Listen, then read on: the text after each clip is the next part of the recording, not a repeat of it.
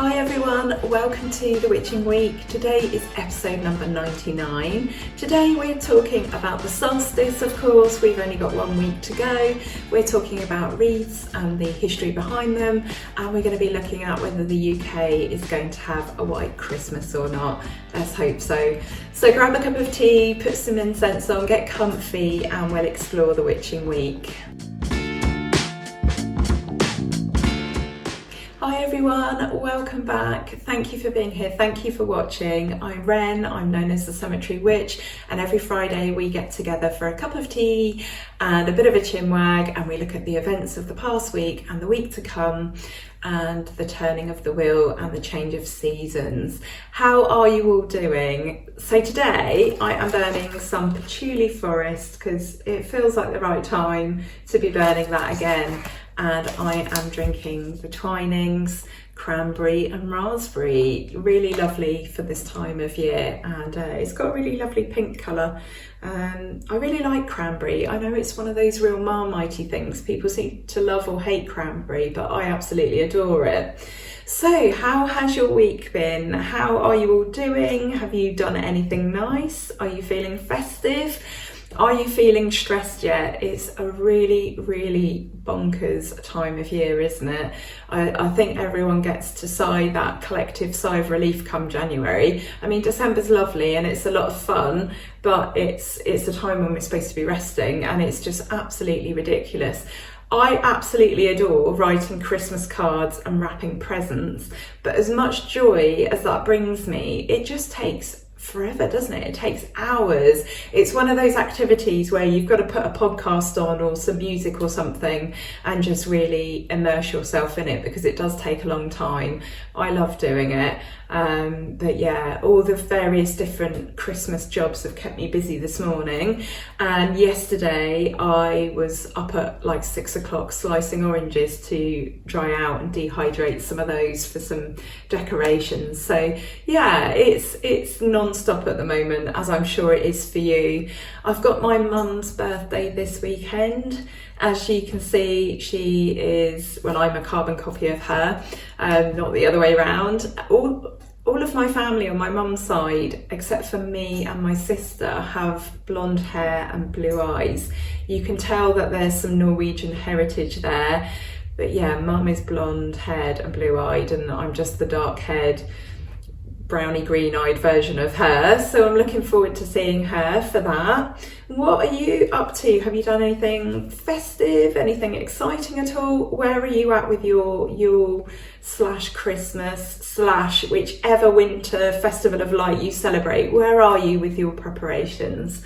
I'd love to hear. I know this can be a difficult time for many. Usually it's quite a difficult time for me, to be honest, but this year I have just decided to embrace it at the earliest opportunity, and that seems to be doing the trick this year. So I have to say that, I mean, there's still a few things about Christmas that are stressing me out, and I would even go so far as to say upsetting me, but I am not looking for perfect this year. I'm just looking for being alive and enjoying it this year. So I do actually have a personal update on that as well. When I spoke to you last week, I would have been, when my video was published, I would have just been going into my appointment with the consultant at the specialist hospital. I went to one that deals with heart and lungs, and there is some good news. I'm going to be having surgery soon, in about 3 to 4 months. Now that isn't going to sort the main big issue that I've got that is actually worrying. That is very much a wait and watch kind of scenario. But in terms of improving my quality of life, which isn't great at the moment because I have other health problems going on as well, but this should give me a huge proportion and chunk of my quality of life back, providing that the procedure I'm having works. So very, very exciting news.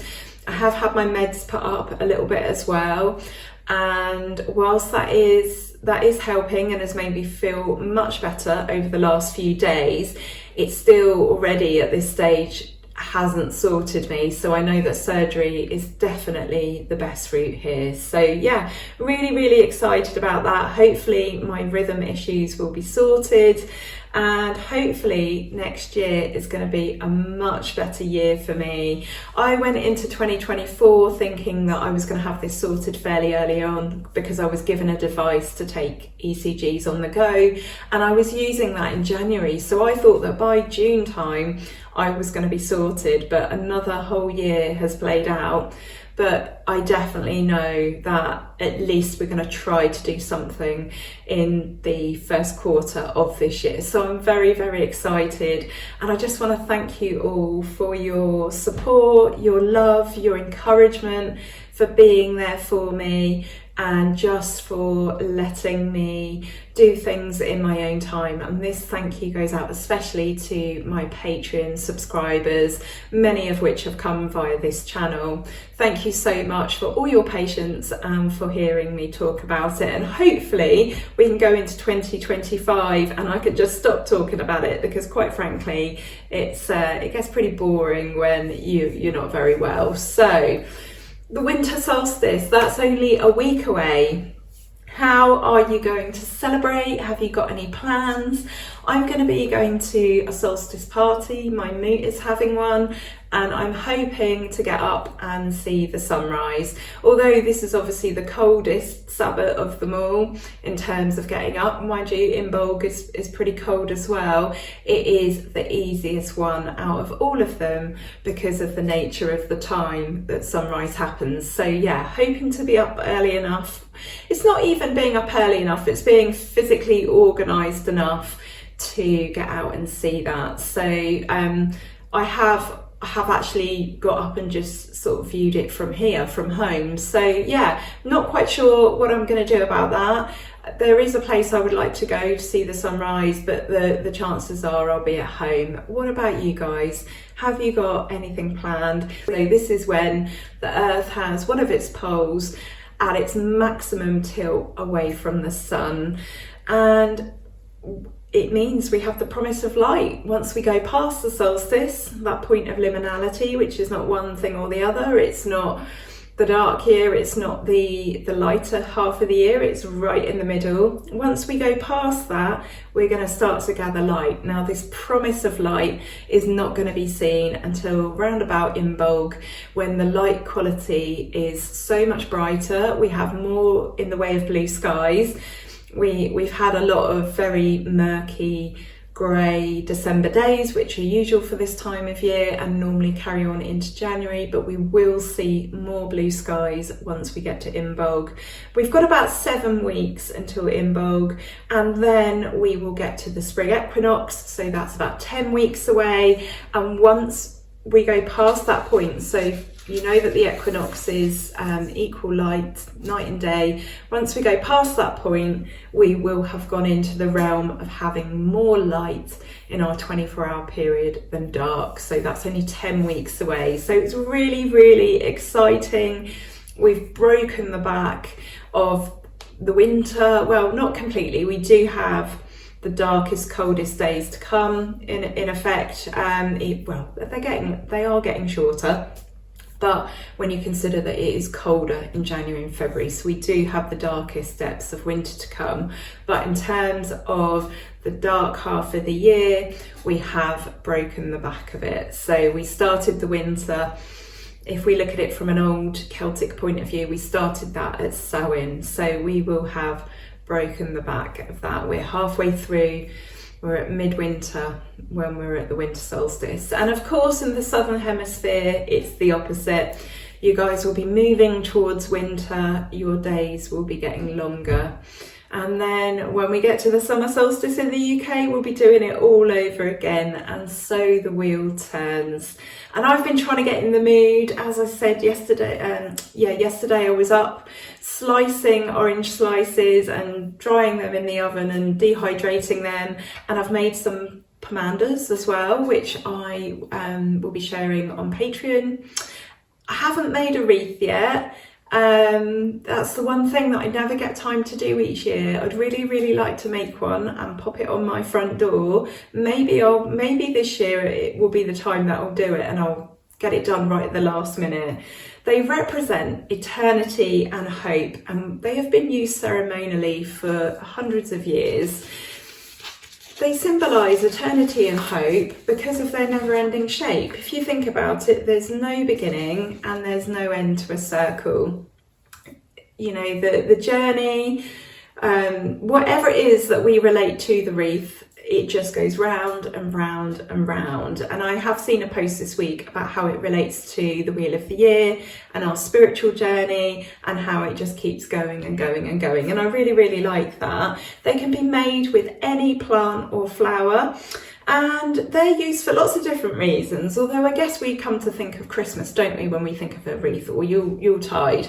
We think of them hanging on doors, and traditionally in Christianity they are used to mark the Advent season, and they have all the usual culprits in them. You know, you can see if you get 100 people to make 100 wreaths, you'll get a different wreath each time. Some of them have holly in, they have ivy in, they might have little bundles of cinnamon or berries of some kind or orange slices, and they're just absolutely beautiful. You could, I guess, put yew in them, but you've got to be very, very careful with yew. Yew, I believe, is one of the top, it's either the top 5 or the top 10 most toxic plants in the entire world. And I have to tell you a little bit of a story like that. A couple of years ago, well actually it's probably more like 3 now, it was 2021, and I went to the winter solstice celebration down at Stonehenge, and I made a flower crown, if you like, a Christmas wreath for my friend and I, Noelle.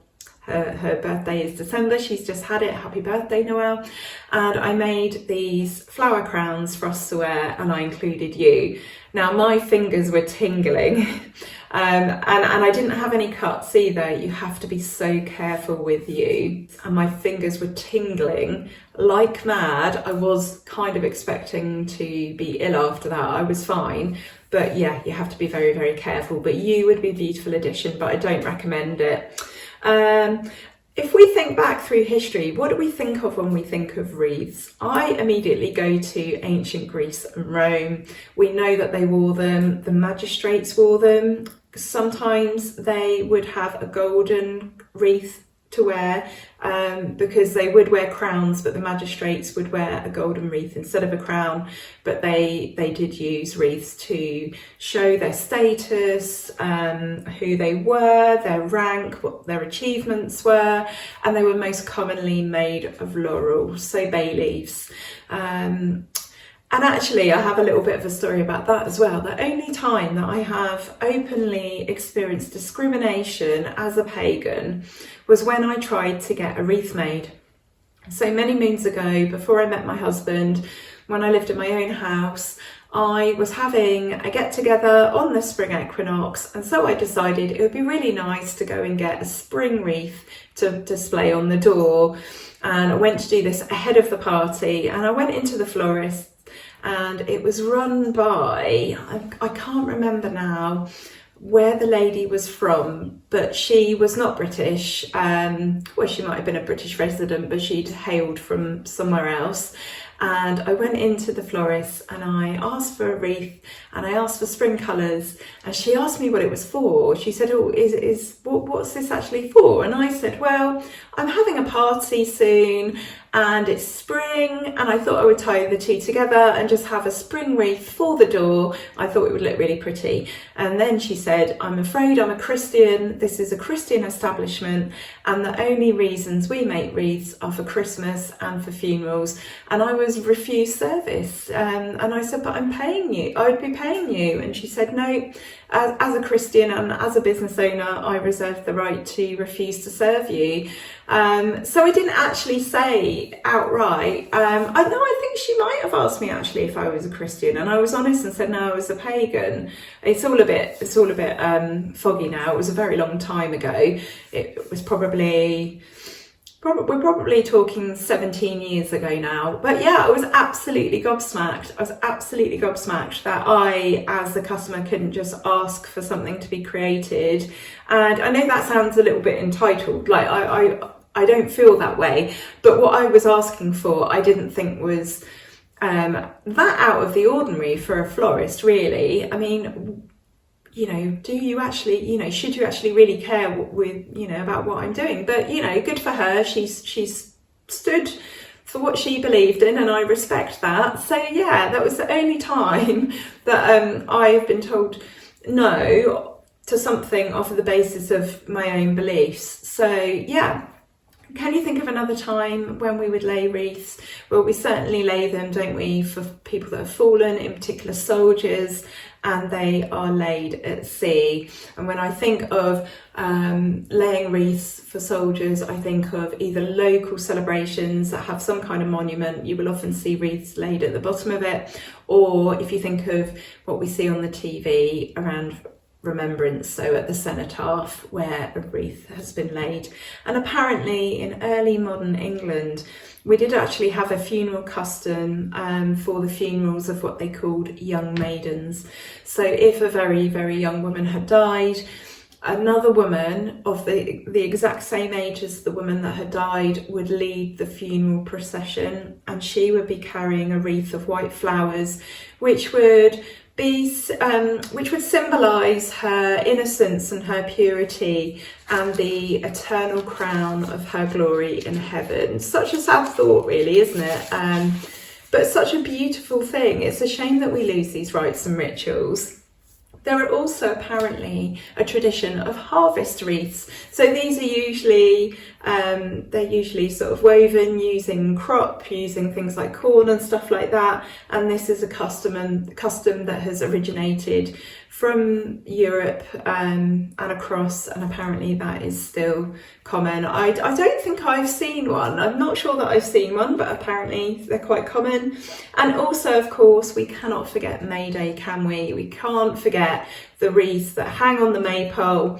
And over the years, there have been various different customs and traditions related to either racing up that pole to get the wreath, to wear the wreath and be like the king of the May, or various other competitions, or the king and queen wearing them. So yeah, there is so much out there about wreaths.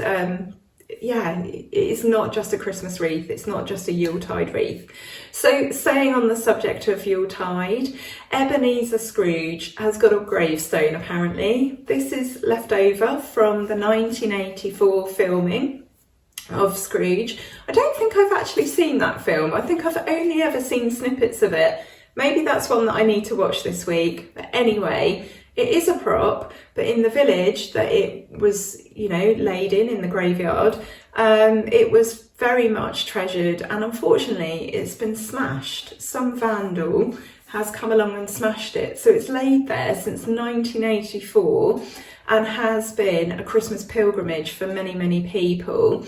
The council have said that it might be possible that they can get it repaired, provided whether the bits remain on site, which I think is a bit sad. Like, we'll gather up the bits, take care of them, put them somewhere safe, and then repair it. Because if the whole village, so apparently it lies in a graveyard in Shrewsbury, at St Chad's. I didn't realise Chad was a Christian name. We have a different meaning of the word Chad in our household. It's an army term that my husband uses. If something's a bit rubbish, it's Chad. It's shit, it's Chad. But anyway, I digress. Yeah, I think it's really sad that the council have said that if all the bits remain on site, then they'll be able to possibly have it put back together. Gather up those bits before any more vandalism happens. But yeah, it's a shame, isn't it? It's a shame that people have to come along and ruin things for everyone. And moving on to our next story, which I think is, ties in with the solstice, with us being at maximum tilt away from the sun. But apparently the Earth has tilted 31.5 inches. So it's quite a bit. It's a ruler, I think, isn't it? A big ruler. And humans are 100% to blame, apparently. So every time we turn on the tap and we get a glass of water, it influences the Earth's rotational tilt and climate change. And apparently in less than 2 decades, our groundwater pumping has had this effect. It's tilted the Earth. And the water redistribution has equated to 0.24 inches of sea level rise. I have to write these facts down because they're quite difficult to remember, but yeah, we have changed things by 31.5 inches. And groundwater is the water that sits below the Earth's surface. So we rely on surface water, so water in reservoirs and big bodies of water like that, but we also rely on groundwater, as do farmers. They use this for irrigating their crops, and it is our primary source of drinking water, especially where there are areas that don't have surface water. So it just shows that, you know, our water usage every single time, every single day, has a direct impact on our Earth as a whole. So that's definitely going to be a message that I'll be sharing with my kids this weekend. Not that they waste water, they're very, very good. Actually, I never see them waste any water ever, but it's still good, isn't it, to pass on these messages to our children so that they understand that they have a direct impact on their world. So talking of precipitation, rain, snow, because it's the rain and snow that soaks into the earth to create this groundwater, by the way, I forgot to say that. It goes into underwater reservoirs that we call aquifers. But anyway, going on to rain and snow, they have obviously been talking at length about whether we will have a white Christmas in the UK or not. Now, this tends to happen at this time of year anyway, but they are talking about this because it does appear that there is a large front, a large weather system that is moving across, or that will move across, that is going to cause some snow. Now, if you don't live in the UK, we have a bit of a strange relationship with snow. It's not guaranteed every year like it is with certain countries, unless you're in Scotland, I think. I can't say for sure because I don't live there, but I think you're pretty much guaranteed to get some snow in Scotland, especially in the higher positions, definitely on hills and mountains. But for the rest of the UK, the further south you go, yeah, you don't tend to get it. Northern England get snow quite frequently. Actually having snow laying on the ground at Christmas is very, very unusual though for most of us in the UK and certainly in England. And for it to be a white Christmas, it's really weird. For it to be a white Christmas, there has to be a snowflake that is seen falling. I don't know what the other parameters are, but basically it can be a snowflake. It's not about snow that's on the ground. I wouldn't call one snowflake falling out the sky, I wouldn't call that a white Christmas, and most people don't. But in terms of the actual classification by the Weather Office, it has to be, you know, one snowflake that is seen falling, I think usually around certain weather stations. But anyway, to get snow actually on the ground at Christmas is really, really unusual. Now in 2010, we did have a lot of snow in December and there was snow on the ground. But the thing with that is, and I remember this, my daughter was about 3 and it had snowed like a week and a half previously. So it was just like leftover snow. That doesn't really count. But there have been some whisperings that the snow is going to come in at 6 p.m. on Christmas Eve. Now that sounds a little bit too precise at the moment. And apparently snow is very, very hard to predict. And they can't really predict it in more than 5 days. So of course they can see when there's big swathes of snow and snow clouds and snow falling and it's moving across the globe and stuff like that. But I guess because of our island and our weather patterns and what happens when things get closer to us and stuff, I suppose they're not really going to know until it gets to a certain point, and apparently that limit is 5 days. And even then, apparently, it's pretty tricky.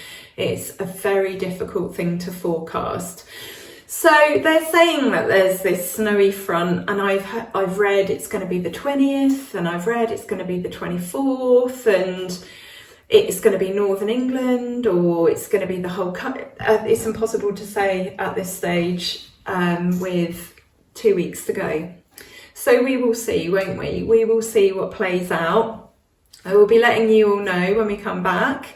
I am taking off a couple of weeks for Christmas, and then we'll be back in January, the first Friday in January, hopefully, depending on when the date falls. If the first is the Friday, it'll probably be the following one, but anyway, I will let you all know what happens. But if we were to have a huge amount of snow on Christmas Eve that settled and fell and remained, I would be absolutely over the moon. That would be the best Christmas present ever. And also, we're so much warmer when the snow falls because it lands on our roof, and we've got a flat roof where our living room is, and it gives us quite a bit of extra insulation. It's absolutely potty. We are much warmer when it snows. So yeah, we will see. I will believe it when I see it. But yeah, anything can happen. But they always have bets at this time of year. I guess because our weather is so unpredictable, we can have these fun bets, and there's always the bet around Christmas time with bookies on whether it's going to be a white Christmas or not. So as I've just said, this is going to be the last witching week of the year. Normally I would keep going all the way through, but we have just so much on at the moment. Our Christmas weekend starts tonight, really. As I've said, my daughter will be coming for the weekend, and then the next weekend both kids will be here. I might have said that. This is my second recording, so I might not have said that. But anyway, our Christmas really starts tonight. We have got visits next week from people. We've obviously got to do the food shop. We're going to try and get out for a couple of days. And we've got all the errands to finish wrapping up. So really it starts tonight for me. And then, yeah, once we're in the holidays and the kids are here and stuff, it's a bit difficult for me to sit down and record. So, and what with my health, as I explained last week, I just really just need a couple of weeks where I'm not creating any content, and just to give my body and my brain a little bit of a rest. I didn't do this last week. I think I probably missed like a week last year, which was the Christmas week. But this year it's necessary, I'm afraid, for me to just catch up a little bit energy wise. You might have noticed there haven't been as many videos. I'm still getting into a flow with things, and also I've just been so poorly this second half of the year that it's just not been possible for me to just push any more than I've already pushed. So I just want to say a massive thank you. Thank you so much for watching the Witching Week, and thank you so much for supporting me in any of the ways that you might support me. Patreon, the shop, buying my courses, being around in online spaces, so liking, sharing, commenting, saving posts. That is the biggest way that you can support any small business, is just to share their content or just to interact with it, so that whichever platform they're on, they're recognised as being a useful place where people are interested and engaging. So if you've done any of those things, thank you so much. And also again to my Patreon crew for just supporting me this year, both as being a Patreon subscriber, but also just that love and emotional support and patience, and just giving me the space to be a human being without putting too many or any you know, what's the word I'm after, without putting any, oh, I hate it when this happens, without really requiring anything. Yeah, it's one of those days. It's been one of those weeks. Oh dear. But anyway, I am so grateful and I feel so very blessed. So thank you, all of you. Yeah, I just, in that respect, I couldn't have asked for a better year. It's been a fantastic year. And yeah, let's hope that 2025 is a brilliant year for everybody. I'm going to do a reading next, which I thought would be lovely. And then we're going to do some cards, and then have a quick chat with you before we go. Let me know in the comments how your week's been, what you've been up to. I'm going to read a passage from The Lady Hertha, and this is written by John Oxenford, 1854, and there's a little excerpt in here that says, "This poem from Charles Dickens's magazine Household Words reminds us that gods may appear at any time to test the kindness and hospitality of mortals. So it seems like Charles Dickens was really big on that, wasn't he? If you think of A Christmas Carol and his character Scrooge, and how Scrooge interacted with people and how he taught him to be much kinder and to enjoy life and to just be a better person. And it just says here as well that Hertha is a Germanic goddess of the earth. Throw open the windows wide, for now is the season of glad Yuletide. The lady will pass through the frosty air in snow-white garb with flowing hair. Hear you her voice as she floats along, through the wintry blast sounds her liquid song. 12 days she will wander, that lady fair, in snow-white garb and with flowing hair. A heavy mischief will fall, no doubt, on him who shuts the wanderer out. So open the windows wide, take care to welcome the lady with flowing hair. And I just think that is really beautiful. I was getting a bit choked up then reading that, and it's just to spread the message really of kindness and peace and love to all. And I think about a lot of the things that are going on in the world right now and how we are being driven to hate people that are different to us. I'm seeing appeals by Oxfam and the Red Cross and about help for people in certain countries, people who are being bombed and maimed and tortured and being subject to just such awful things that we couldn't even imagine. And the hatred in the comments, you know, where these people think that it's justified because of something else that was bad that happened, and that's not the way. It's not the way. We're talking to children in many of these instances, and so I think it's really important to remember that you know, we have more in common than we don't, and it takes no effort at all really to just be kind and to be considerate and to help someone out. If you've got someone who's going to be on their own this Christmas, maybe you could reach out to them. I mean, you don't have to take them into your home and feed them if that's not what you want, but maybe there's some other way that you can reach out to them or just do something nice for them. There's a lady that worked on her own in the post office last year for 3 months. So she did all through Christmas into March. And she told me yesterday that she didn't even have time to put her Christmas tree up or any decorations. She just gave everyone vouchers, her grandchildren, because she didn't have a time to do any shopping or anything. And she wasn't thanked, not once by her colleagues, her manager, you know, the managerial staff that's above her. Again, this is a post office within a newsagent, so she was the only one working that little cubicle.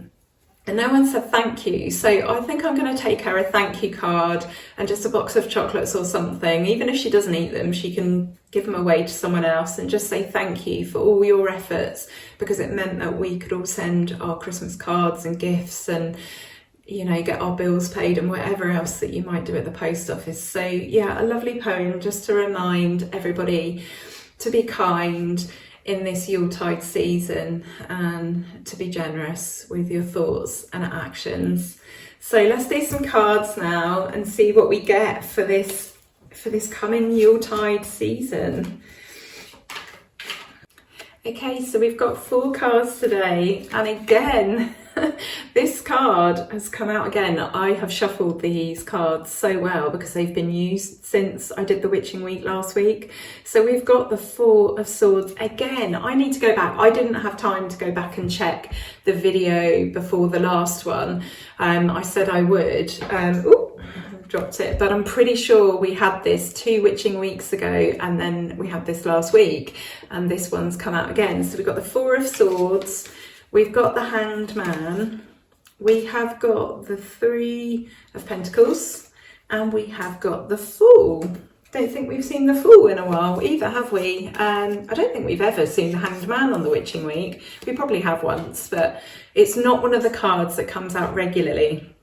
So again, the 4 of Swords is about taking a rest. It's about taking a rest whether you want to or not, really, because otherwise you will come a cropper. You will encounter some form of, not disaster, it's not the tower, but basically the message is that even the most battle-hardened warrior needs a rest, because without taking a rest, sometimes we just kind of ruin things a little bit. I know that people, when they're going at full pelt at things, they think that having a rest will slow them down, but actually it usually helps us. We can regroup, we can sort of regain our brain function, our body function. Taking a pause actually helps us move forwards rather than back. And the Hanged Man indicates a pause that, you know, sometimes you don't even get a choice in. So the message here is definitely to stop, regroup, relax, all the regenerate. There's another word I'm looking for, but again, my brain can't find it today.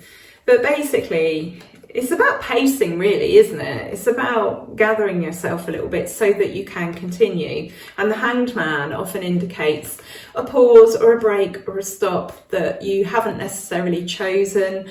But there are benefits to this. Quite often you can see things from a different point of view when you're either laying down or when you've been hung from a tree.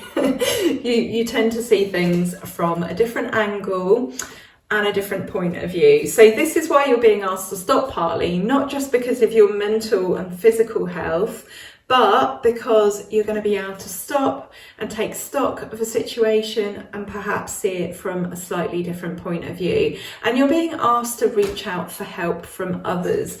The Three of Pentacles is a beautiful card, which is about creativity, but it's about collaboration. It's about pooling your resources and pooling your skills so that ultimately you can get to the goal of where you want to be. And they look like they're in a cathedral, and the example I love to use with the Three of Pentacles is that it's all very well being an architect, it's all very well having these skills and being able to plan a grand building and make all these plans, literal plans when you're an architect, but it's just as well making all these plans, but sometimes without the skills of others, i.e. the stonemason and the builders, you cannot put your plans into action. You can't build what it is you want to build sometimes without asking for help.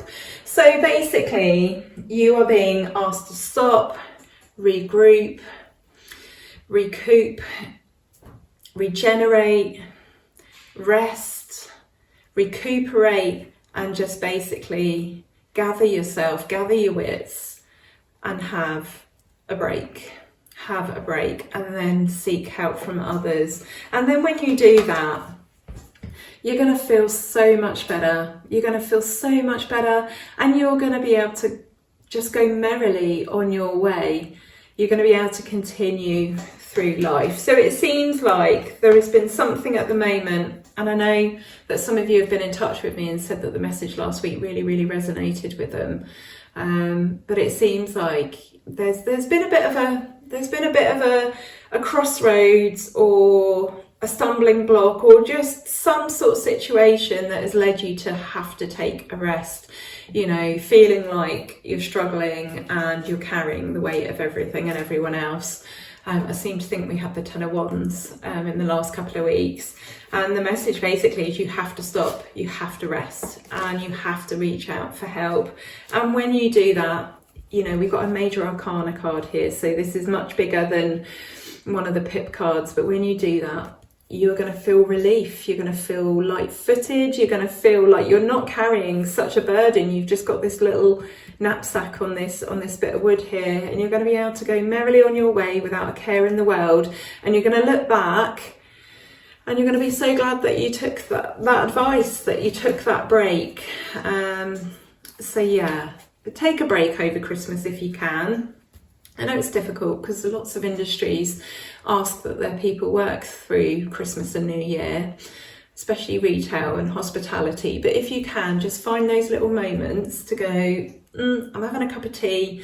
I am not going to move from my chair or my bed or my, you know, reclining position, and I'm going to have a little break, and I'm just going to allow myself a moment to be, because it's going to do me the world of good. So I am wishing you all a fantastic winter solstice. Christmas, New Year, Hogmanay, Hanukkah, whatever you celebrate, I want to wish you an absolutely beautiful time. If you are on your own, I want you to remember you're not on your own. You're part of this community. You're part of my community. I want you to find the peace and the joy wherever you can for yourselves, because you deserve it. I want you to have a wonderful, wonderful time. And I'm wishing you all the love in the world.